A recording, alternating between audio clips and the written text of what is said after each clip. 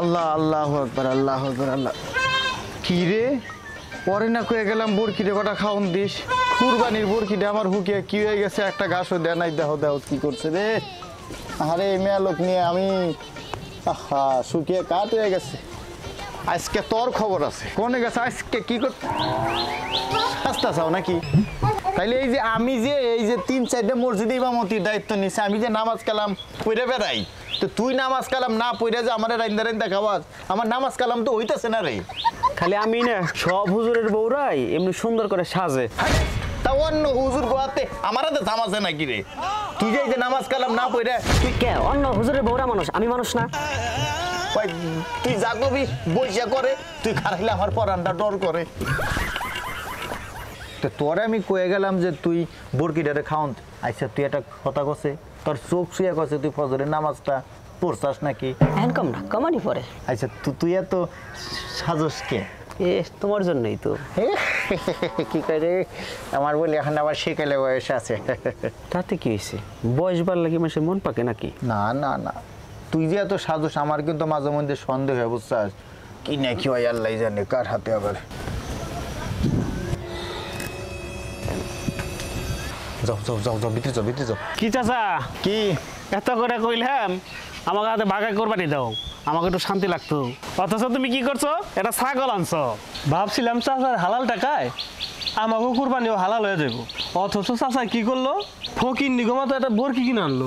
তোমরা গিয়ে নাইছো আমার অপমান করার জন্যে। শুনো, তোমাগো কথায় তোমাগো অপমানে আমার কিচ্ছু যাইব আসবো না। চাচা এক গ্রামে থাকি, ভাবছিলাম একসাথেই দেই কোরবানি দেয়, আমাকে বাগে আবার একজন কম পড়ছে, আপনি কি করলেন, আসলেন না, বাজার থেকে নিঃস্বাটা বরকি নিয়ে আইছেন। এলাকায় তো খবর হয়ে গেছে সবচেয়ে নিঃস্বা কুরবানিটা আপনি দিবেন।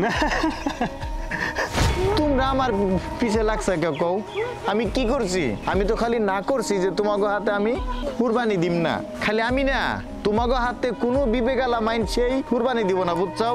তোমাগো ভাগি হইলো সুদখোর, ঘুষখোর, চোর, ডাকাইত, বদমাইশ, আর 7 নাম্বারে আমারে রাখবার চাও। তোমরা ভাবলা কেমনে আমি তোমাগো হাতে কুরবানি দিমু? আমার সৎ পথের উপার্জন অল্প হইক, আমি তাতেই খুশি। মনে রাখবা আল্লাহর কাছে আড্ডি মাংস রক্ত কিচ্ছু যায় না, যাই খালি নিয়ত। তোমরা আমার বাড়ি থেকে আসতে পারো। আর শুনো, এই ইমাম সাহেবের বাড়ি, ওই যখন তখন জানতেন ভাবে ভিতরে ঢুকতে পারবা না। ওই হুন চাও সুবহানাল্লাহ সুবহান। পরে তুমি হ্যাঁ আমাকে ঘরে যে বরকিটা রাইছে পাইতেছিলাম, এখন যা দেখি নাই। ভালো করে খুঁজে দেখো বরকি কি হইব ঘরে থেকে, পাগল। ওগো আমি ওর আগে ঘর দেখছি, সকালে খুলতে গিয়ে দেখি তালাটা ভাঙ্গা।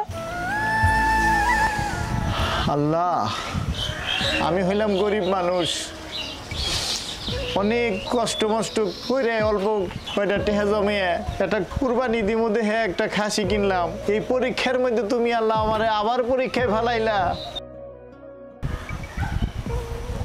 হুজুর এই না এই নাই নাই নাই আপনার বরকি, হুজুর আমাকে মাফ করে দেন, হুজুর আমাকে বাঁচান, আমাকে বাঁচান, হুজুর আমাকে বাঁচান। আমার বরকি তোমার কাছে কে? বুঝলাম না তো। শুনলাম তোমরা নাকি 7 জনে 3.5 লাখ টাকা দিয়ে গরু কিনছাও। আপনার একটু শাস্তি দিবার চাইছিলাম, কিন্তু হুজুর আপনার শাস্তি দিতে যে আমাকে একটা বড় সর্বনাশ হয়ে গেছে হুজুর। কে কি হইছে? আমাকে 3.5 লাখ টাকার গরুটার পাশে আপনার এই বরকিটা নিয়ে বান্ধার পরে আমাকে 3.5 লাখ টাকার গরুটা সাথে সাথে মারিতে পড়ে দাবাদাবি করতেছে, আর তাও ছাইরে দিছে, মনে হয় বাঁচবো না হুজুর।